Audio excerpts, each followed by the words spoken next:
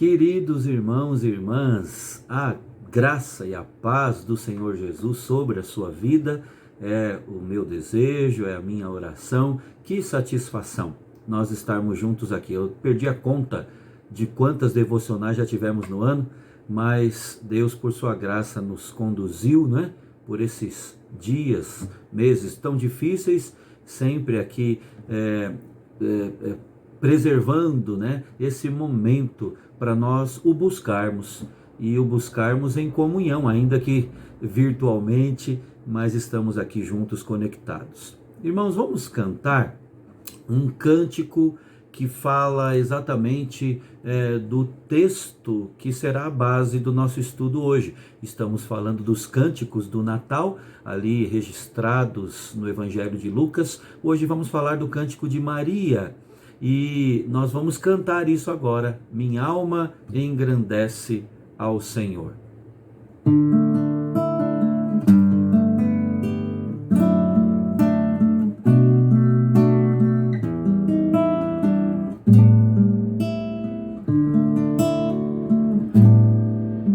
Minha alma engrandece ao Senhor,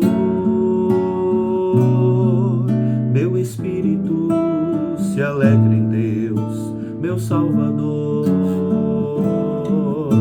pois com poder tem feito grandes coisas e com misericórdia demonstrado amor. Santo, Santo, Santo és, Senhor. Santo,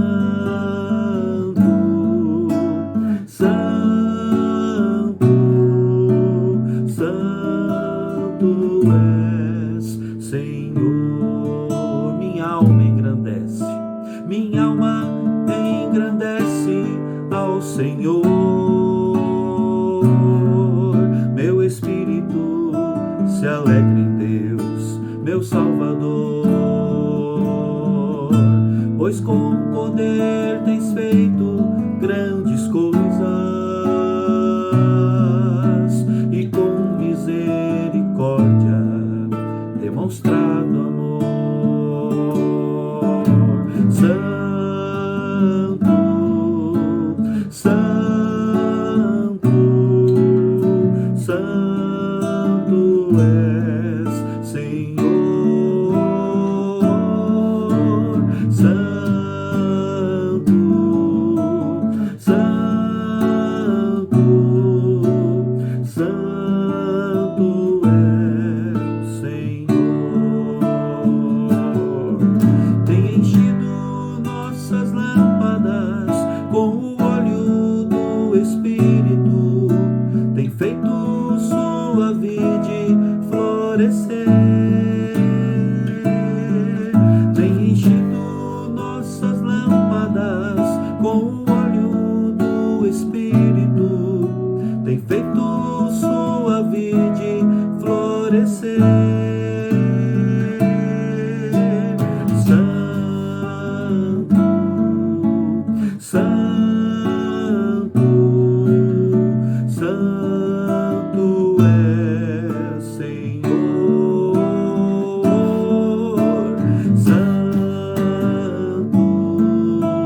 Santo, Santo, Santo és, Senhor. Vamos orar? Querido Deus, como Maria fez, nós queremos sempre, ó Deus, nos apresentarmos diante do Senhor para engrandecê-lo, agradecendo porque o Senhor nos contempla na nossa humildade e porque o Senhor, como Deus Todo-Poderoso, continua fazendo grandes coisas em nossas vidas. Nós, ó Deus, te louvamos pela alegria de pertencer ao Senhor, pela esperança, ó Deus, da ação do Senhor em nossa vida. Te louvamos sobretudo pelo perdão dos pecados, através do sacrifício de Cristo ali na cruz. Senhor, se o Senhor nos tratasse conforme as nossas iniquidades, ou seja, conforme o que merecemos de fato, nenhum de nós subsistiria. Mas nós, ó Deus, estamos aqui pela tua graça e pela tua misericórdia e te louvamos por isso. Abre agora o nosso entendimento, nós te rogamos, para que a tua palavra penetre e gere transformação pela ação poderosa, sobrenatural do teu Espírito em nós. Nós oramos assim, em nome de Jesus. Amém. Amém. Muito bem, queridos, vamos hoje, continuando o estudo dos cânticos do Natal de Lucas, do Evangelho de Lucas, ler de novo, portanto, o Evangelho de Lucas, no capítulo 1, mas agora a partir do versículo 46. Já estudamos a respeito do cântico de Isabel, considerado, chamado de beatitude, e agora vamos estudar sobre o cântico de Maria, conhecido como Magnificat. Lucas 1, do verso 46 ao verso 55. Palavra de Deus que nos diz: Então disse Maria: A minha alma engrandece ao Senhor, e o meu espírito se alegrou em Deus, meu Salvador, porque contemplou na humildade da sua serva, pois desde agora todas as gerações me considerarão bem-aventurada. Porque o poderoso me fez grandes coisas, santo é o seu nome. A sua misericórdia vai de geração em geração sobre os que o temem. Agiu com o seu braço valorosamente, dispersou os que no coração alimentavam pensamentos soberbos, derribou do seu trono os poderosos e exaltou os humildes, encheu de bens os famintos e despediu vazios os ricos. Amparou a Israel seu servo, a fim de lembrar-se da sua misericórdia a favor de Abraão e de sua descendência para sempre, como prometera aos nossos pais. Muito bem, irmãos, como nós dissemos ontem, o Natal de Cristo é a festa da música, é a festa do cântico. E quando nós falamos de música, nós precisamos enxergar aqui o que temos no Evangelho de Lucas. Porque Lucas é o primeiro inologista da história do povo de Deus a partir da chegada de Cristo, não é? Nós podemos lembrar que no Antigo Testamento nós temos também inologistas, dentre eles destacamos a figura de Davi, que compôs a maioria dos salmos que eram hinos, né? Como nós sabemos, eram cantados. Mas Lucas, a partir da vinda de Cristo, foi certamente a primeira pessoa versada no estudo dos hinos e dos cânticos cristãos, não por ser um compositor, mas por registrar, debaixo da inspiração do Espírito do Senhor e por catalogar esses cânticos. Estudiosos dos evangelhos consideram esses poemas musicais registrados aqui por Lucas como sendo os últimos dos salmos hebraicos. Olha que interessante. E também como sendo os primeiros dos hinos cristãos. A essa altura, eu penso que pelo menos duas perguntas precisam ser respondidas, Por que o estilo poético desses cânticos registrados na Bíblia e por que tanta música? De uma certa forma já abordamos nos dois primeiros estudos da nossa série estas questões, mas eu gostaria de estender um pouco mais. Falemos aqui do estilo poético, A poesia, você sabe, é uma forma muito elevada de expressão, porque ela nos força a diminuir o ritmo, a pensar, a ponderar, a refletir, e é só quando a gente faz isso, desacelera a mente, o coração, nos concentrando ali na reflexão, é que nós somos capazes de compreender, de saborear, por assim dizer, e de nos alegrar na mensagem que está sendo comunicada, Por isso, os cânticos da Escritura estão recheados de poesia, mas também a questão da música em si, O que Deus fez em Cristo requer de nós louvor e adoração que não é suficiente simplesmente entender e dizer o que Deus fez para nos salvar, não basta compreender, vamos dizer assim, a obra da salvação, ela precisa ser celebrada, e celebrada com salmos, hinos e cânticos espirituais, É o testemunho, é o relato da Escritura Sagrada, né? Salmos, hinos e cânticos espirituais, porque é cantando, salmodiando, que a nossa alma melhor se expressa, mais se deleita no objeto da adoração, e que através disso é que as verdades de Deus ficam aqui na nossa mente e também no nosso coração impregnadas, né? Sobre a importância da música, para você ter uma ideia, até mesmo Aristóteles, descrente, ele até sobre a música falou, e ele registrou o seguinte, dizendo que a música usada dignamente é um dos meios mais eficientes para a educação e a instrução de um povo. Olha só. E ele diz ainda, disse ainda, a música tem tanta relação com a formação do caráter que precisamos ensiná-la, sim, às crianças. A importância, o lugar da música. Para Lucas, o médico amado, o escritor deste evangelho, para ele o evangelho é musical.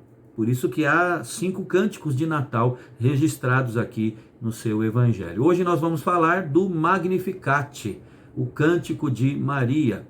Estudando o cântico de Isabel, a beatitude, né? Nós descobrimos que benditos, bem-aventurados, felizes e extremamente abençoados são aqueles que se submetem ao plano do Senhor para eles. Hoje nós vamos olhar para o cântico de Maria, Magnificat, e vamos lembrar por que esses nomes, né? É porque na tradução da Vulgata Latina, essa é a primeira expressão que aparece. Então, convencionou-se chamar esses cânticos pelo nome que estão ali, que tem ali, ou pela primeira expressão que aparece ali em latim, na tradução bíblica da Vulgata Latina. Hoje nós vamos olhar para o Magnificat, vamos estudar o Magnificat, porque esse cântico é uma belíssima expressão da fé e do amor pelo Deus da salvação. E nós vamos aprender algumas lições sobre adoração. Hoje nós vamos ver a primeira delas, sobre o conteúdo da nossa adoração a Deus. Lendo cuidadosamente o cântico de Maria, irmãos, é possível nós notarmos um fato muito importante. O seu poema está encharcado de passagens bíblicas do Antigo Testamento. Além de ecos do cântico de Ana, a mãe do profeta Samuel, a gente tem ali registrado no primeiro livro de Samuel, no capítulo 2, né? Além disso, cada palavra, cada expressão do texto aqui que aparece aqui no cântico de Maria é uma citação direta ou uma alusão a alguma passagem do cânon hebraico, ou seja, do Velho Testamento. Maria, ao cantar e a louvar e a engrandecer a Deus através do cântico dela, ela faz pelo menos citações de pelo menos 12 livros. Gênesis, Êxodo, Deuteronômio, 1º e 2º Samuel, Jó, Salmos, Isaías, Ezequiel, Miqueias, Abacuque e Zacarias. Ao todo, são cerca de 40 citações que Maria faz nesse seu cântico aqui, o texto que nós já lemos. Realmente o conteúdo da sua adoração era a Escritura, era a palavra de Deus, a palavra que realmente habitava com riqueza no seu coração. Precisamos lembrar da orientação e da recomendação do apóstolo Paulo, né? Escrevendo aos Colossenses no capítulo 3, verso 16, ele diz: habite ricamente em vós a palavra de Cristo. Nós vemos isso aqui no cântico de Maria. E é importante, irmãos, nós ressaltarmos que não eram simples citações tiradas e desfocadas, tiradas do contexto para ensinar outra coisa. Não era nada disso. Maria, uma adolescente ainda, vamos lembrar, né? Com idade aqui entre 14, no máximo 16 anos, é o que tudo indica, ela já conhecia apropriadamente o texto sagrado, o texto bíblico, a teologia do Antigo Testamento. Naquele tempo, lia-se, memorizava-se a Escritura, meditava-se nela, estudava-se a palavra do Senhor desde a infância, desde a meninice. Então, o conteúdo da adoração é o que nós vemos aqui com ênfase, né? O conteúdo da adoração deve ser bíblico, deve refletir a palavra do Senhor. Quando nós lemos as cartas do Novo Testamento, nós descobrimos que a igreja primitiva, os nossos primeiros irmãos na fé, ela se utilizava da música com conteúdo bíblico e tendo propósitos muito claros com isso, né? Comunicar as verdades teológicas, fixar ali os conteúdos bíblicos e, claro, expressar o seu louvor e a sua adoração. Então, deve ser bíblico o conteúdo da nossa adoração a Deus. Na verdade, irmãos, as escrituras devem permear tudo na nossa vida, né?